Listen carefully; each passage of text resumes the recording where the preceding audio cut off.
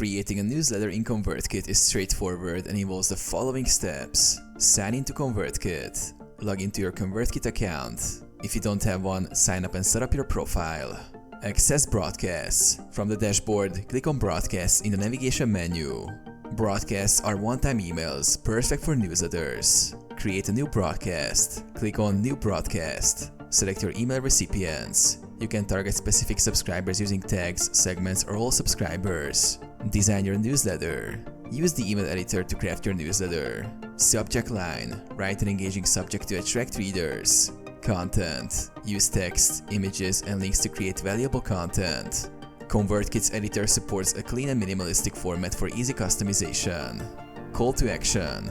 Add the button or link to encourage specific actions, like visiting your website or reading a blog post. Preview and test. Click preview to see how your email will look. Use the test email feature to send a sample to yourself. Schedule or send. Once satisfied, click next step, then schedule the email for later or send it immediately.